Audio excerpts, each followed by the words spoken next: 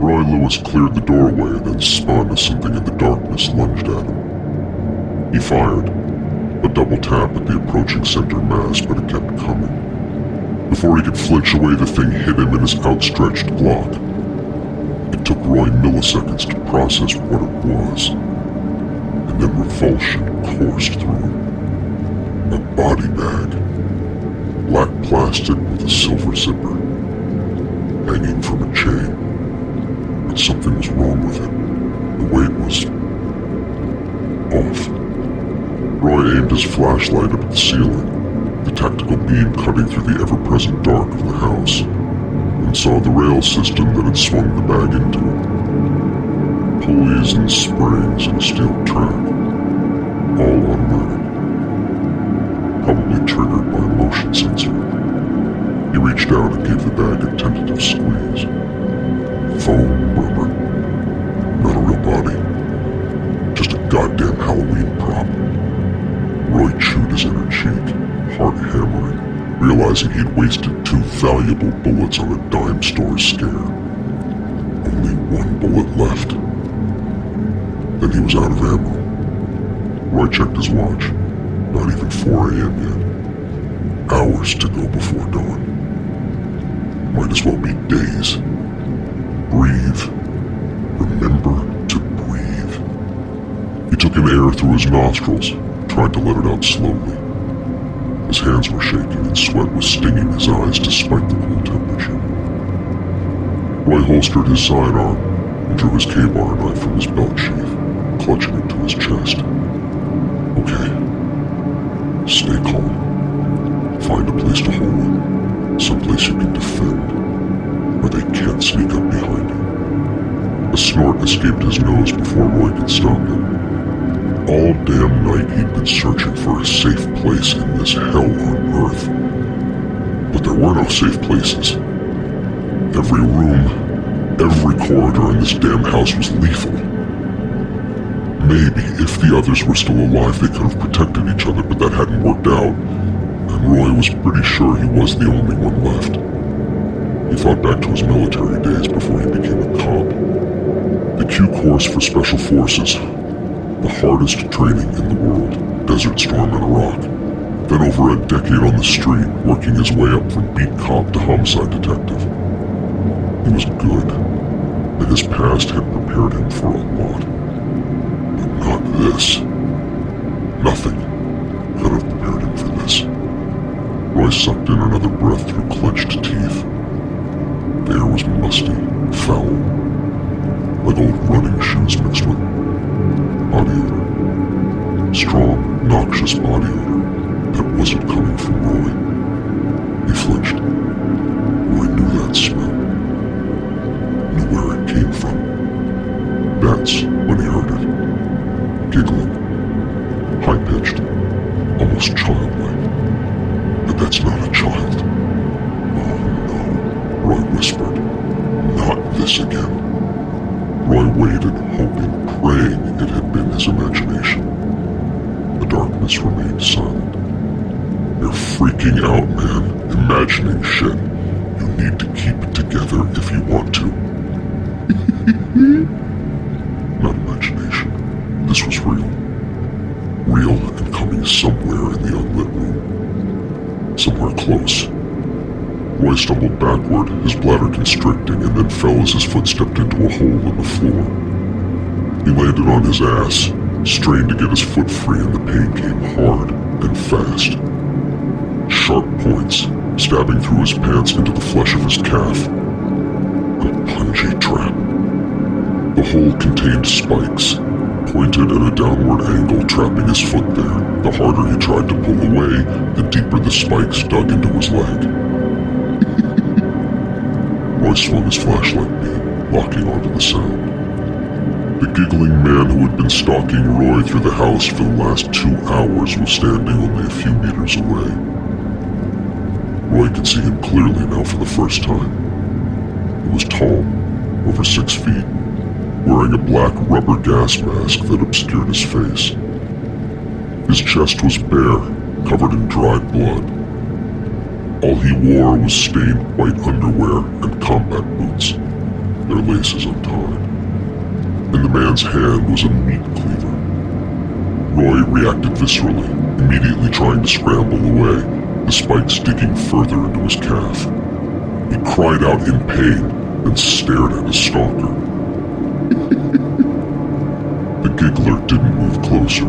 He simply stood there, swaying slowly from side to side. The BO coming off him coated Roy's tongue. Roy pawed for his sidearm, drawing it and pointing the weapon at the man. "Get the fuck away from me! I swear I'll kill you!" The man stared. "I said get away!" He continued swaying, staring. Roy hadn't signed on for this. It was supposed to be simple, a way to get ahead, provide for his daughter. But the nightmare of the last few hours, the horrors he'd been through, was almost beyond comprehension. "Someone help me!" he shouted to the house. The house didn't answer, but the giggler did. Roy reached up, grabbed the sticky electrode on his temple and tore it off out of defiance. Did the same with the one on his chest. The giggling man watched, his expression hidden behind his gas mask. "What the hell do you want?" Roy pleaded. The man raised the cleaver and placed it against his own chest. What the hell is this guy going to? He drew the cleaver downward, splitting his skin open. The blood flowed fast and red, soon drenching the man's soiled underwear. Roy watched, slack-jawed, as the man continued to cut himself, making X's on his abdomen, over his nipples, across his belly button. It wasn't long before his upper body looked like a dropped plate of spaghetti. Pain be damned. Roy pulled his attention away from the freak and began to tug on his trapped leg, trying to free himself. His heart was beating so quickly it felt like it was going to break his ribs, and the man's giggling got louder the more he mutilated himself. But try as he might, Roy couldn't get his leg out of the hole. Then the giggling stopped, replaced by wheezing. Fast, wet, wheezing. Not wanting to look but unable to stop himself, Roy once again directed his flashlight at the man. He'd stopped cutting, and instead the giggling man had a hand inside his underwear, using the blood as a lubricant while he stroked himself. Roy shook his head like a dog after a walk in the rain. No. Oh, no. This is not happening. This is not happening. But it was happening. This wasn't some elaborate prank, some gag where a TV crew was going to jump out and shake his hand for being a trooper. It wasn't a dream. It wasn't a hallucination. He'd watched people die tonight, die horribly, and he was going to be next. Roy adjusted his flashlight, staring into the hole that refused to release him. He saw 5 metal rods digging into his leg from various angles. With a trembling hand, he lowered the K-bar knife and tried to cut the first rod free. The steel was too thick. Roy took a breath and held it. Then he gouged the knife into his leg, trying to pry out the bar. Soon, Roy's screams drowned out the moans coming from his stalker, but even after slicing his calf almost to the bone, the rod continued to hold him. Roy looked up at the giggler, who had moved several steps closer.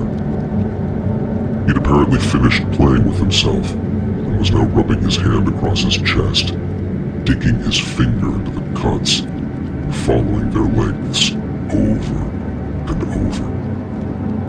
Like a child finger painting. Roy aimed the Glock at him, trying to steady his shaking hand. 1 bullet. Make it count. He squeezed the trigger, dead eye on the man's center mass. Felt the gun kick. Got him. I got him. But the giggling man didn't even flinch. It was as if the bullet passed right through him. Like he's a ghost. He giggled again. And Roy giggled as well. He thought of all the other rounds he'd fired that night. Sure, he'd hit targets. And now finally understood what had happened. Bullets can't kill ghosts. He raised the K-bar like it was a crucifix warding off vampires. You want me? Come get me! But the giggling man, or whatever it was, just stood there, watching. You gonna just stand there? Do something! It stopped swaying, and through the damper of its gas mask said in a deep, wet voice,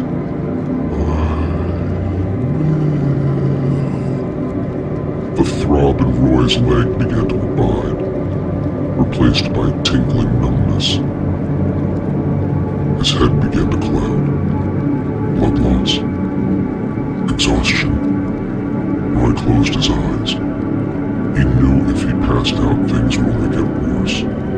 Being at the mercy of that thing was unthinkable, and there were others in the house even worse. Roy closed his eyes.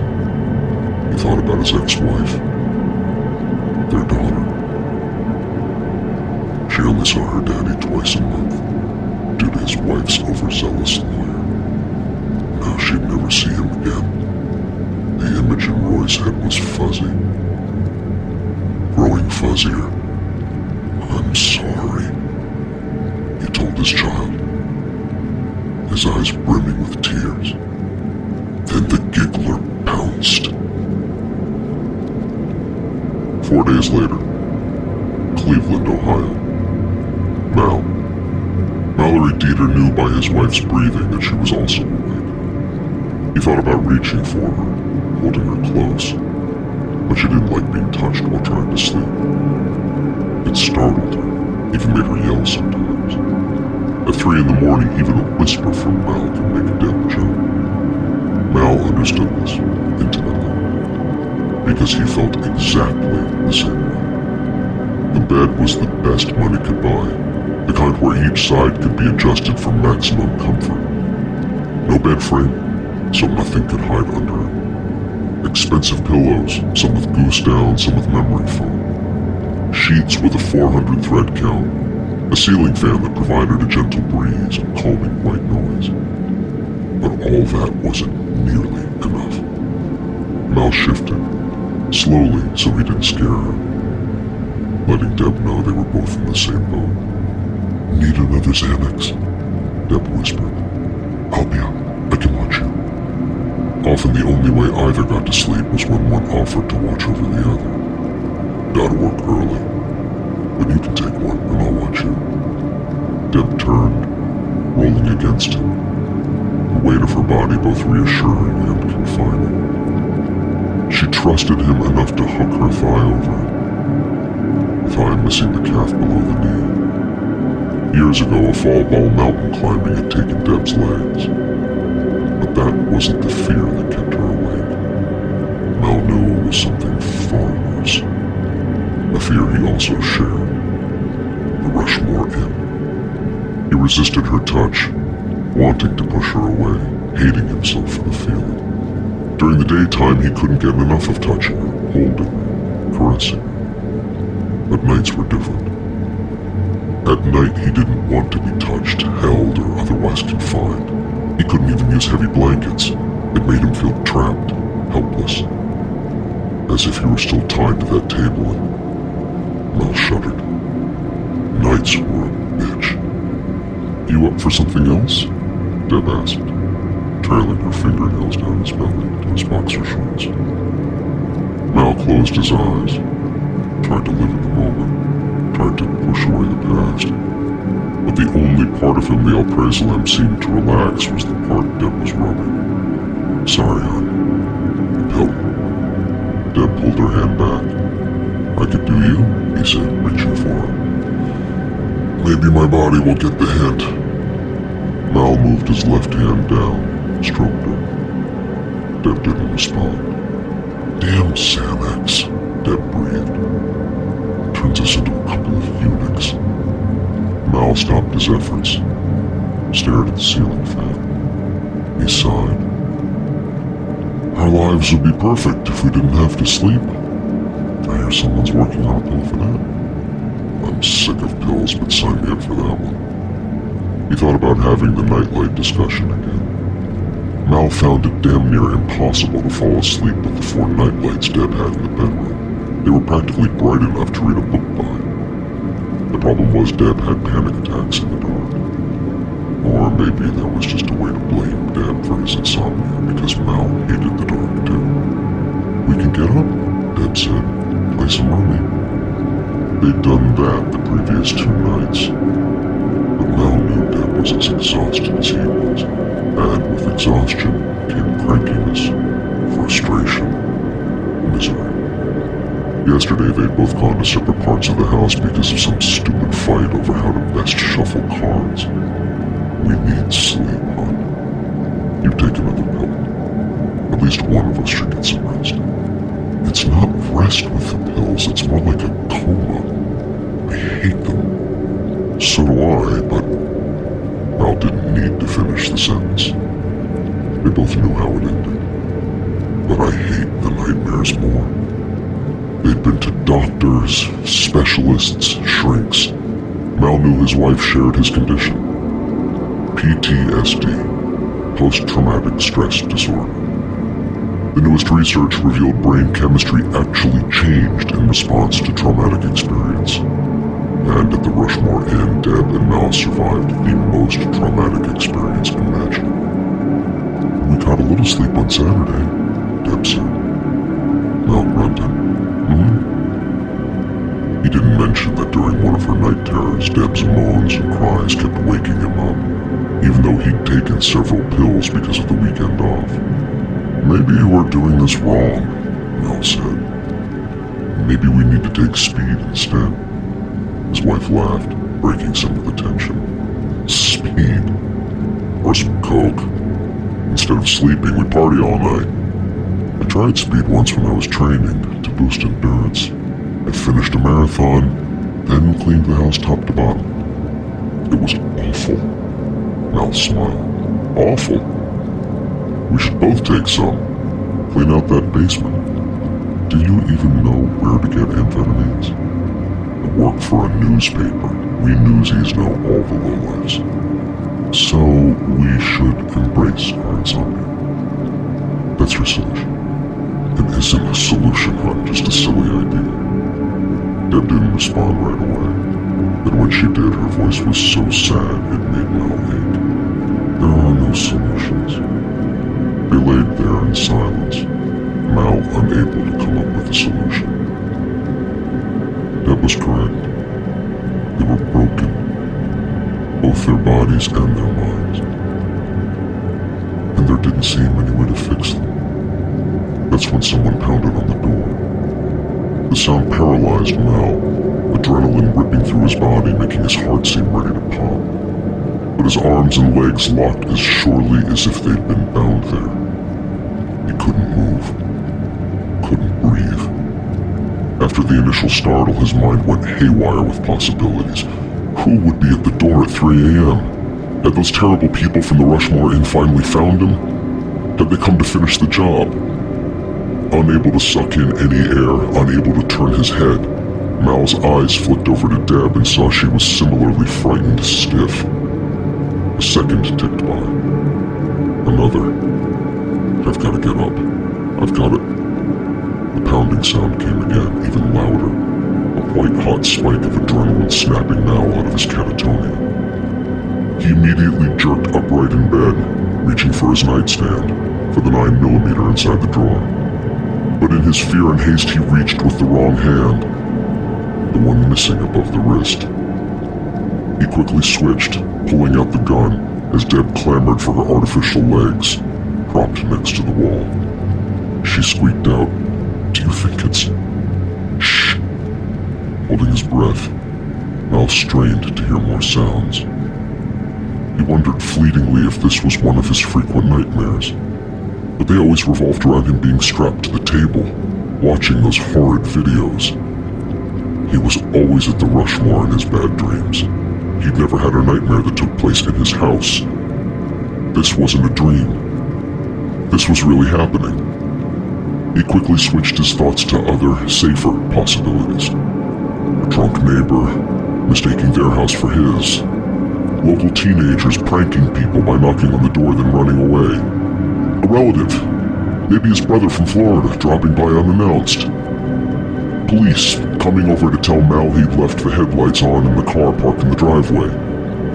Anything other than them. Deb was trembling so badly she couldn't get her legs on. Mal, help me. But for Mal to help, he had to drop the 9mm. He only had one hand, and he didn't think he'd be able to let go of it even if he tried. Mal. Deb. Then the phone rang. Deb screamed at the sound and Mal felt his bladder clench. He looked at the gun clutched in his trembling fist. If it is them, I know what to do. Deb first. One in the temple while she's looking away. Then me. Because there is no way in hell they're taking us back there. Grand Haven, Michigan. Sarah. Something awoke Sarah Randhurst from deep, intoxicated sleep. She peeked an eye open, confused, her bleary eyes focusing on the clock radio next to the bed. 3:15 a.m. Without thinking, she grabbed the glass next to it, raising her head and gulping down the melted ice, savoring the faint flavor of southern comfort. Okay, focus, Sarah. Why am I awake? She had no idea. In fact, she had no memory of how she'd gotten into bed. The very last thing she remembered was what? FedEx. The damned letter from the bank. Then opening up the bottle and crawling inside. She snorted. Sure, blame the bank. As if I need another excuse to drink. The banging sound startled Sarah, making her yelp. The door. Who could be at the door? She thought fleetingly about the letter. Could they be kicking her out now? In the middle of the night? Weren't there laws against that? Sarah immediately dismissed the idea. Tipsy as she still was, she knew banks didn't foreclose at 3 in the morning. That left. Ooh. Sarah had no family that would be visiting. The only people who still cared about her, Tyrone and Cindy, had moved to LA years ago. The last contact she'd had with them had been a Christmas card this past year. Or maybe the year before. The holidays all blended together. Another knock. Loud and urgent. Sarah flipped on the bedroom light. Her eyes were automatically drawn to Jack's empty crib in the corner of the bedroom. The blanket draped over the top because she couldn't bear to look at it. At the same time, couldn't bear to throw it away. The blanket looked like a shroud. Then she searched around for the bottle of SoCo, hoping she brought it into the bedroom with her. Sarah found it on the floor. Empty. Shit! That was the last one. One more bang on the door. The big bad wolf trying to blow the house down. Or in this case, the trailer. Fuck him. There were scarier things than wolves. Much scarier things. Sarah pawed at the nightstand drawer, pulling it open, digging through magazines for the snub-nosed .38 she kept there. A gift from Tyrone, not registered. But it wasn't like she could get into any more trouble than she was already in. But the gun wasn't there. Sarah had a fleeting recollection of being at the kitchen table, crying and drunk, the gun in her mouth. Shit, I left it in the kitchenette.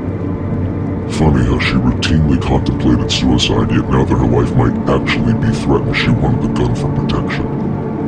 Maybe she had some fight in her after all.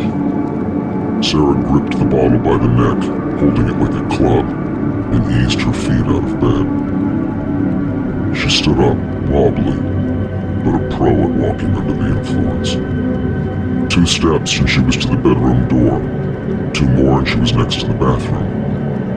Movement to her right and Sarah screamed and swung, the bottle connecting with the mirror hanging on the bathroom door. It spider-webbed with a tinkling crunch. Sarah saw herself in a dozen different triangles.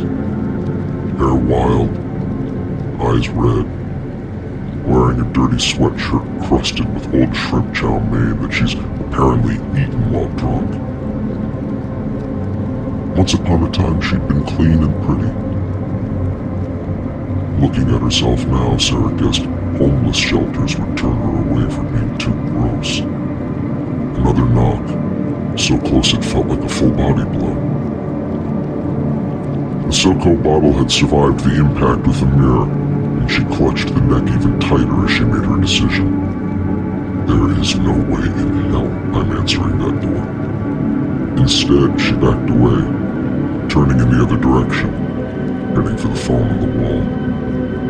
Right before she snatched up the receiver, it rang. Sarah stared, the lump in her throat making it impossible to draw a breath. She remembered the fear she'd felt on the island and the same sick, familiar feeling spread over her. Terror. Pure, paralyzing terror. Hand shaking so badly it looked like a palsy. Sarah's finger hovered over the speakerphone button. The phone rang again, making her whimper. Do I press it? Do I? She jabbed at it, hitting the wrong key. Then she tried again. The speakerphone hissed at her, and a deep male voice barked, "Open the door, Sarah." Sarah wet her sweatpants. Mililani, Hawaii. Josh Van Camp gasped, drawing air through his mouth because a tiny hand was pinching his nose closed. He opened his eyes, staring at the Capuchin monkey sitting on his chest. Josh brushed the primate's paw away from his face. Matheson, what are... The monkey put a finger over Josh's mouth, telling him to be quiet. A moment later, Wolf began to bark. His warning bark. Strangers were near. Someone's here, Josh said. The monkey nodded. Josh glanced at his wife lying next to him. Fran, I'm up. She was already swinging her legs out of the bed, pressing the intercom button on the wall. Duncan, she said, panic room, grab Wolf. Her son responded instantly. Meet you there. Josh placed Matheson on his shoulder, and the monkey pulled Josh's hoodie around him. He was frightened. Josh wasn't. He had too much to do. He slipped on the boat shoes he kept next to the bed, thick leather and tough rubber soles, and reached for the closet door. On? He asked. Ready? Josh reached inside, grabbing one of the Browning Maxus autoloader shotguns, tossing it over his shoulder like they'd practiced so many times, not bothering to see if his wife caught it as he reached for its companion.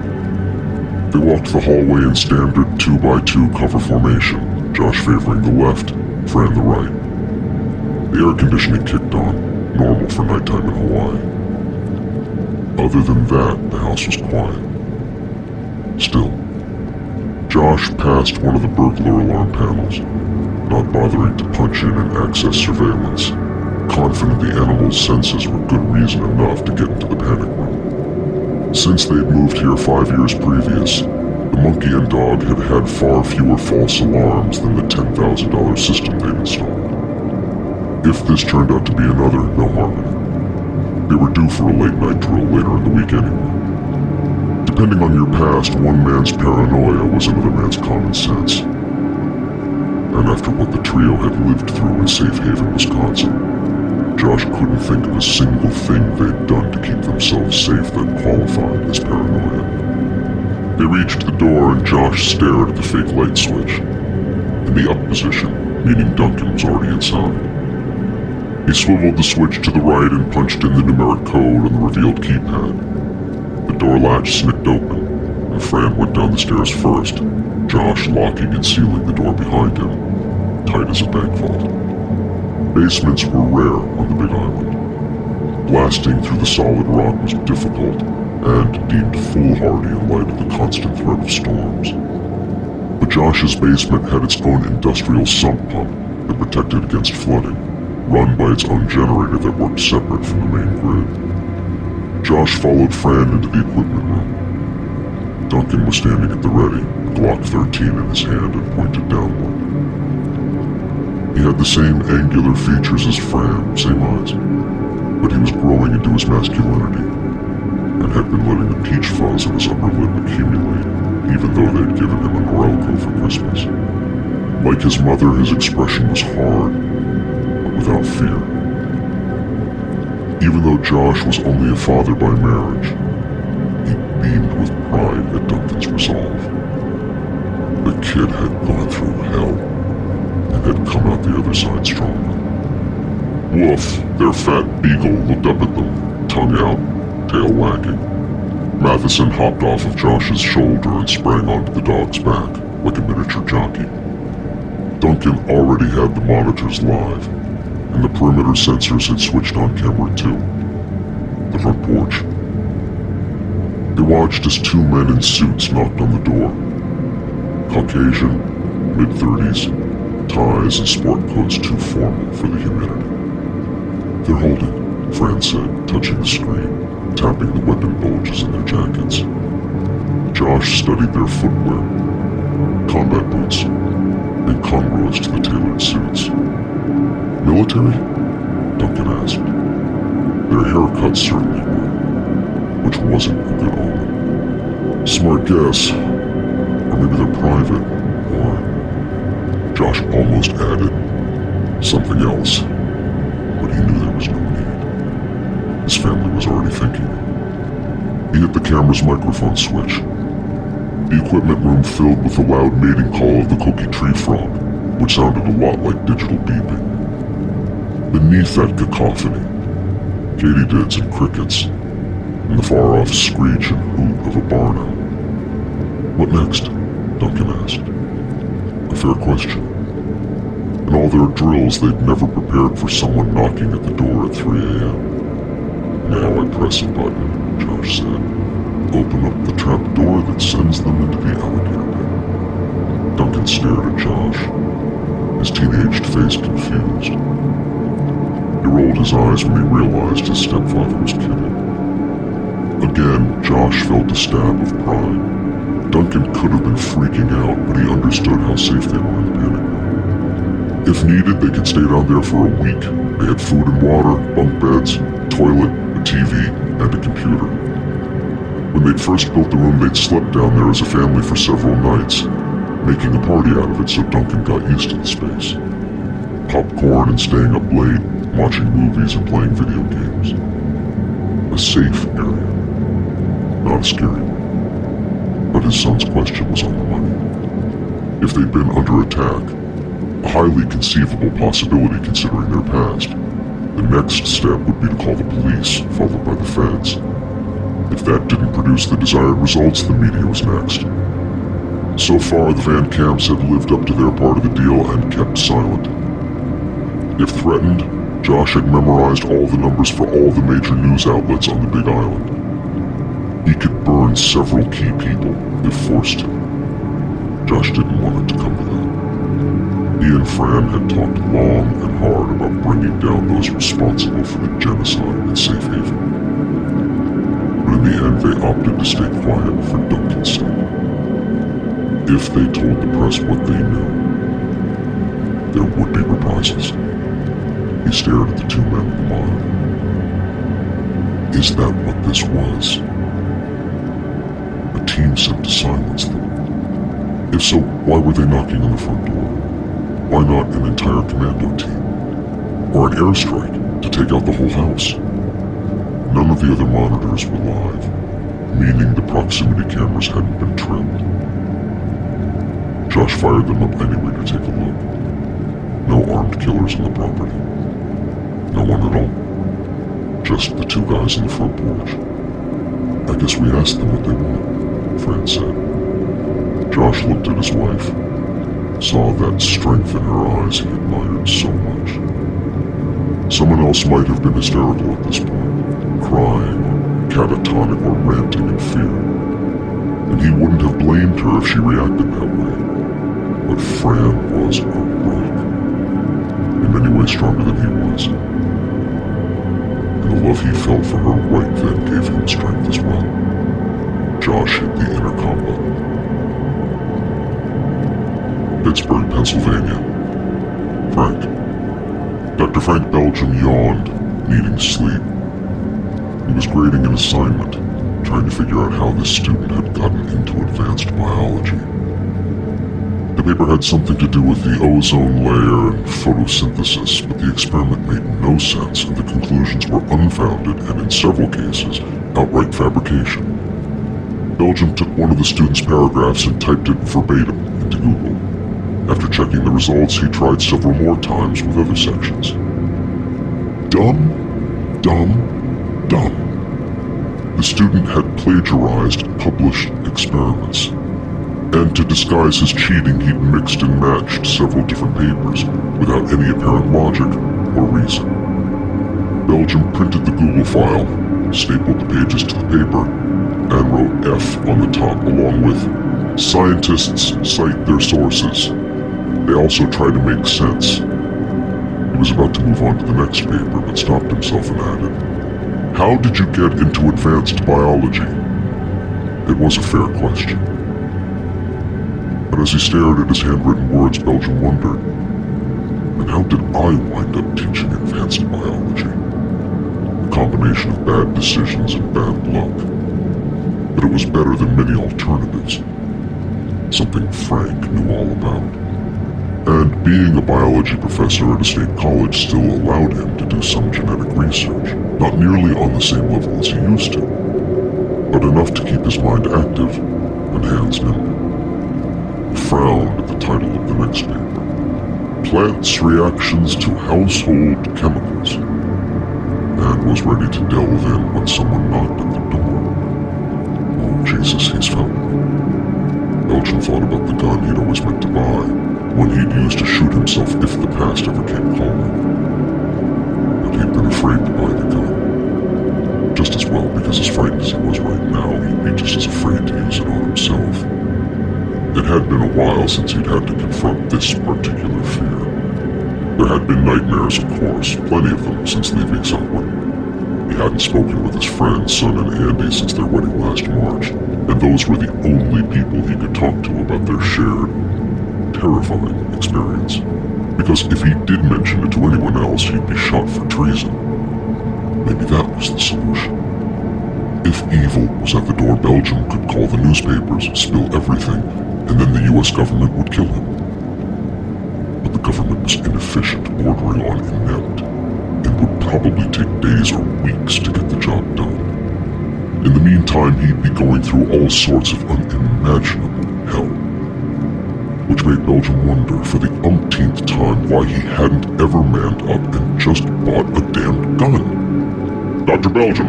Dr. Frank Belgium, it's the Secret Service. Belgium's fear of demons vanished, but another fear climbed into its place. If this was the Secret Service, there could be only one reason they would call on him. "The doctor isn't here," he called, trying to disguise his voice and make it sound lower, which in hindsight was silly, because they didn't know what he sounded like in the first place. "I am his lover." Belgium's eyes cast around his desk, looking for a suitable name. He found it on his computer monitor, the logo. "His lover, Vizio. Why are you bothering me at such an hour?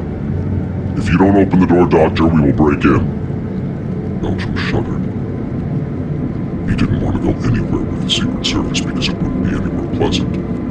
And how could he be sure it was the Secret Service at all? The evil that Belgium had confronted in the past was wily. "I am Vizio," he said lamely. "The doctor is out of the country at a biology symposium. I am staying here to water his plants." The door busted inward. Belgium gasped. He was right. It wasn't the Secret Service. Chicago, Illinois. Tom. Tom Mankowski squinted at his Kindle Fire, determined to read the screen without making the font size larger. The author, some guy with a bunch of letters after his name who supposedly was on Dr. Phil a few times, was writing about the importance of intimacy in a romantic relationship. No shit. I didn't need to spend $14.99 to figure that out. The ebook was called 20 Tips for Keeping Long-Distance Relationships Fresh, and was the first self-help book Tom had ever bought.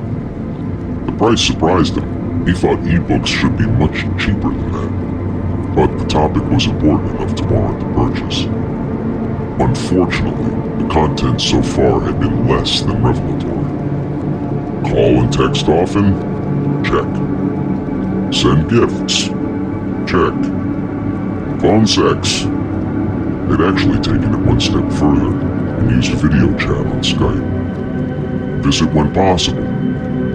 Tom looked to the right, to the empty side of the bed. Joan hadn't been over in 2 weeks, and it had been 2 months since he'd visited her in LA. In the past 100 days, he'd seen her only 8. Tom smiled every time he got a text from her.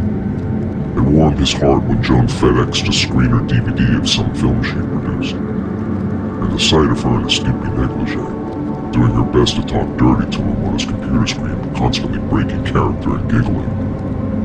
Well, it beat the hell out of internet porn. But it didn't beat being with her. Nothing beat being with her. Tom was lonely. And the loneliness was made worse because he had someone who could fill that void. But she wouldn't quit her job to move to Chicago, and he wouldn't quit his to move to LA. He flipped the electronic page and read, "Plan a surprise visit." Tom had some vacation days he needed to burn or else he'd lose them. But Joan was in the middle of a shoot, and that meant 80-hour work weeks for him. Still, he could fly to California and be there for her at the end of her day, if only to sleep next to her for a few nights. It was better than lying in bed alone, reading an overpriced book by some PhD with a startling grasp of the ambience. He blinked, yawned, and damned his pride pressed the A setting on the screen to enlarge the font to a size 8. It beat getting eyeglasses. Then he adjusted his pillow and settled in to read about playing online games together. Yeah, that's what Joan would be into. Us fragging each other in an Xbox Halo deathmatch. How the hell did this guy get on Dr. Phil? But curiosity got the best of Tom, and he exited the book and began to surf the net, seeing if there were any online games about 15th century France, which Joan did have an interest in. He was flipping through Google pages when there was a knock at his door. Tom's first thought was the gun on his nightstand. As a homicide cop, Tom had made enemies, and some of them were real doozies. His second thought was, maybe Joan is reading the same stupid book and is surprising me with a visit. She'd called earlier that day, but it had been hours ago. Had she phoned from the airport? Just before hopping on the red-eye? Tom swung his legs out of bed, grabbed the terry cloth bathrobe on the floor, a gift from Joan, and stuck the Sig Sauer in his pocket, making sure there was one in the chamber. He walked out of the bedroom softly, on the balls of his feet, and traversed the short hallway to his apartment door. After an altercation with a very bad and very powerful man several years ago, Tom had improved his home security. The door was bulletproof, with a reinforced security bolt.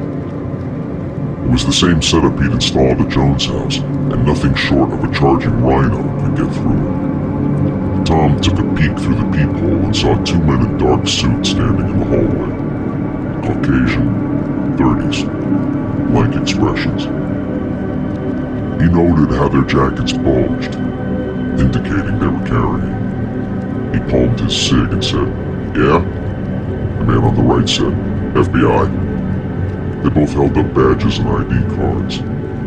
Tom had seen a few in his day, and they looked legitimate enough. But you could buy anything online these days. "What do you want?" "It's about your partner, Roy Lewis." Tom hadn't expected that. "What about him?" "We believe he's in trouble, Detective Mankowski. Can we come in?"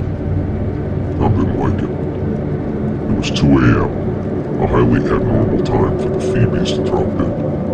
But they both shared the classic, bored expression of government drones, and Roy was like a brother to Tom. Keeping his gun at his side, he went through the complicated process of unlatching the door and letting them in. "The gun is hardly necessary, Detective," said the same one, eyeing Tom's piece. "I'm a nervous type." They didn't reply.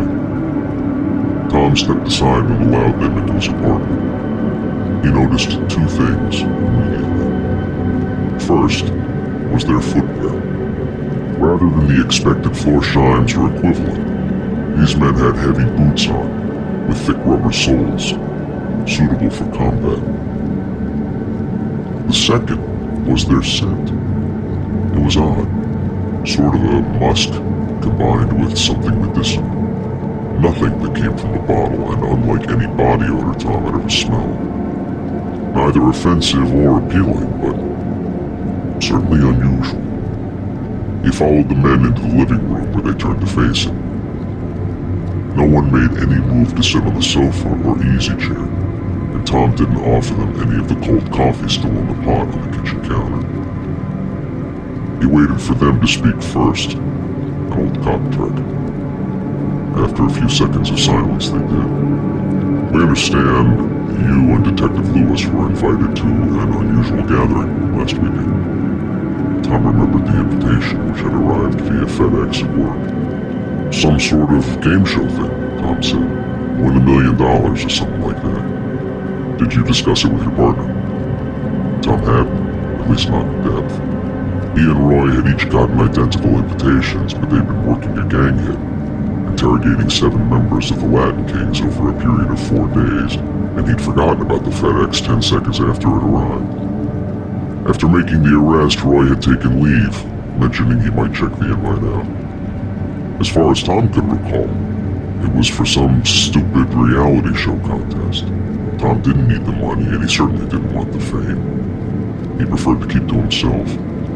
One of the things he hated most about Joan's work was the parties he was forced to attend when he visited her. All those Hollywood phonies, each trying to shine brighter than the next. Joan never acted that way, but it seemed almost every single one of her friends did. We spoke about it for less than a minute. Roy wondered if it was a scam. I had no interest. Didn't even read the whole thing. "Do you have the invitation here?" Tom had it on the desk in his bedroom, but something made him withhold that info. "Not sure where it is. Can you find it?" "Why?" The Phoebes exchanged a glance, then focused back on Tom. "Because it's evidence in a possible homicide investigation." Tom gripped the butt of his cig tighter. "What are you saying?" "We have reason to believe that Roy Lewis, your partner, has been murdered." It had been a long time since anyone had punched Tom in the face. This was a whole lot worse. Cleveland, Ohio. Deb. Deb Dieter stared at the ringing phone. Her mouth was dry, and she could feel a heart fluttering in her chest like a hummingbird was trapped in her ribcage. She began reaching for her husband to grip his arm and then hesitated. Her walking legs, made of carbon and fitted with a microprocessor, were harder to get on than her other prosthetics, and she was torn between the need to be comforted by Mal and the need to get dressed and flee. Flee from what? The phone? The door? Is this what my life has come to? Letting fear dictate my every move? Deb forced herself to look at the phone. She flinched when it rang again. Just answer it. Do it. Now. But Deb couldn't do it. She couldn't even reach for it. She'd run marathons, fought mountain lions, and survived the Rushmore Inn. She'd even been taking a karate course and had just advanced to 3rd Mon Q, purple belt with red stripe. But she couldn't get herself to answer a telephone. Mal seemed equally paralyzed. In many ways, his ordeal had been even worse than hers. On the rare nights she was able to fall asleep, Mal often woke her up in the throes of a night terror, whimpering in a way that never failed to raise the hair on her arms. The phone rang again, and again. Then the answering machine picked up. "You've reached the Dieters. Please leave a message." "It's the FBI. Open the door." Deb managed to look over at Mal, whose expression was somewhere between terrified and confused. "This is about West Virginia. The Rushmore. Most of those responsible for the atrocities committed there had died. But there was one man who was currently in prison. Could he have escaped? Deb couldn't imagine anything worse. Her mind went into overdrive, conjuring scenarios so fast they became one big blur in her head. He got out. He's coming for her and Mal. He's been seen in the vicinity. He's on the phone right now, impersonating the FBI. More pounding on the door. Deb didn't know what to do. She felt glued to the bed. Mal was shaking so badly he wouldn't be able to hit anything with the gun he held. "This is extremely important," said the voice on the answering machine. "Open the door. We know you're in there. We can see you." Deb jerked her head from left to right, searching the bedroom, not understanding how someone could be watching her. There was no one there. Nothing at all but the window. The window over the headboard of the bed. Mal and Deb looked up at the small rectangular window directly above them. The Venetian blinds were closed, but there were gaps and cracks, and they were on the first floor. Someone could be standing right there. "Open the blinds," the voice said.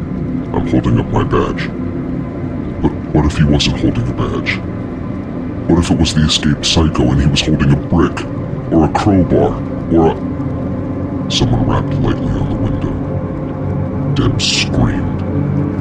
A flashlight appeared behind the blinds. "Put down the gun, Mr. Dieter. We're not going to harm you or your wife." Sweat had broken out over Mal's forehead, dripping down the sides of his face.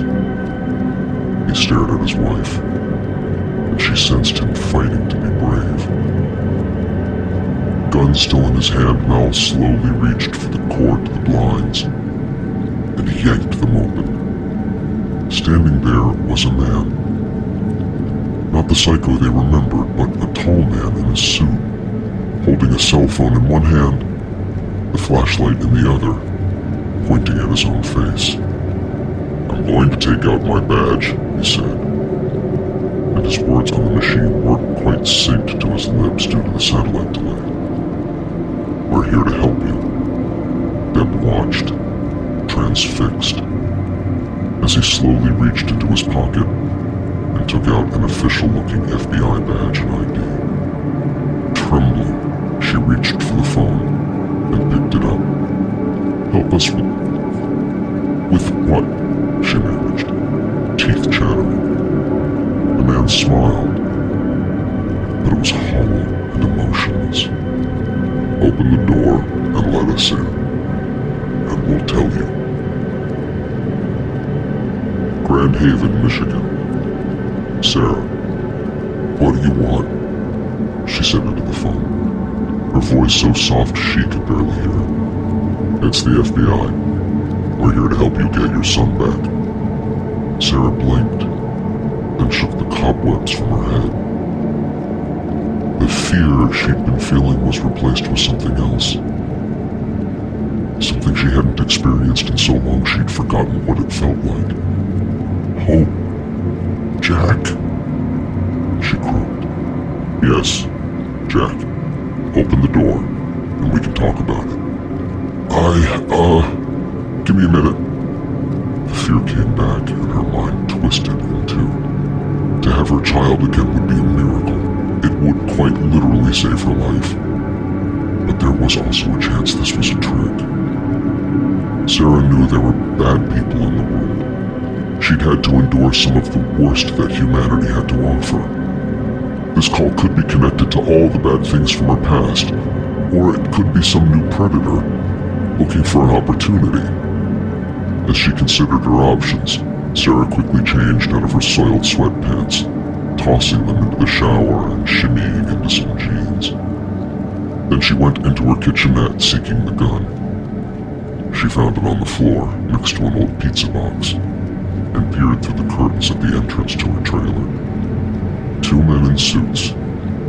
They stared right at Sarah, as if they'd anticipated her looking at them.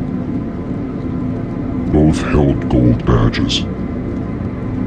Sarah wondered if the shields were real or not, then realized it didn't matter. They could kick in her flimsy trailer door with less energy than it took to sneeze. If these men wanted to get in, they easily could. But so far, they'd opted for the polite approach. So maybe they were FBI and telling the truth. Or maybe they'd try to kill her. In either case, there wasn't anything she could do to stop them. The gun she held only had one bullet in it. Sarah hadn't ever expected to use it for self-defense. She placed her hand on the front doorknob, feeling as if she were inviting trouble inside.